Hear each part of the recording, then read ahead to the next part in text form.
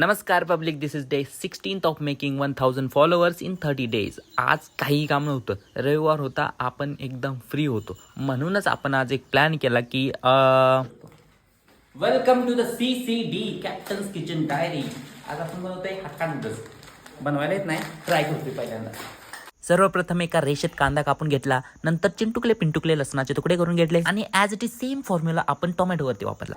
Quality आणि quantity अजिबात विचारायची नाही आणि यायला तर अजिबात नाही लागत. हे आमचा एकच राखूच आहे, त्यालाच पुरायचं नाही.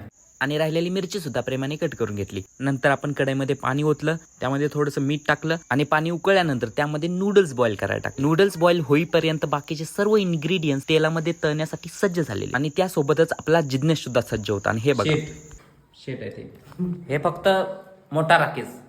ह्याच्यामुळे तर म्हटलं तुम्हाला येऊ नका सा खायला, कारण शिल्लकच ठेवणार नाही काय, डोळ्यात काहीतरी गेलं.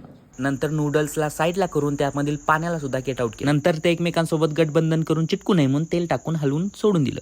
इकडे आपण कढईमध्ये थोडंसं तेल सोडलं, त्यामध्ये लसण आणि मिरच्यांची आहुती दिली. मग त्यांच्यासोबत टोमॅटो आणि कांदा कसा विसरेल, त्यावर थोडासा मिठाचा वर्षाव केला आणि मस्त हलवून घेतलं. आता आपण याच्यामध्ये मसाला टाकायचा थोडासा, यामध्ये जरासं सोया सॉस टाकायचा, थोडीशी शेजवान चटणी. आहा, एवढं टाकून मिश्रणाला आणि तोंडाला पाणी सुटेपर्यंत हलवून घेतलं. त्यानंतर आपण बॉईल केलेले नूडल्स त्यामध्ये टाकले आणि कालवा कालवी सुरू. त्यानंतर त्यामध्ये येणारा सिक्रेट मसाला आणि राहिलेली शेजवान चटणी विस्कटून टाकली. त्यानंतर सर्व मसाले त्यामध्ये एक संघ केले आणि नंतर प्लेटमध्ये सादर केले. नंतर आपल्या भावांना टेस्ट करायला सांगितलं, कारण एवढं डेंजर डेअरिंग आपण तर काय करू शकत नव्हतो. ज्या वेळेला भावांकडून ग्रीन सिग्नल आला त्यावेळेला आपण पण भिडायचं ठरवलं. तोपर्यंत तुम्ही लाईक आणि फॉलोच्या बटनासोबत भिडा.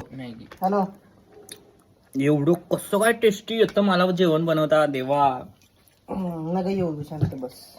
हाय वरमान, जळतय माझ्यावर, जळतय काय, हाताला टेस्ट आहे माझ्या भाई. भेटूया पुढच्या व्हिडिओ मध्ये नवीन काहीतरी घेऊन. Bye bye.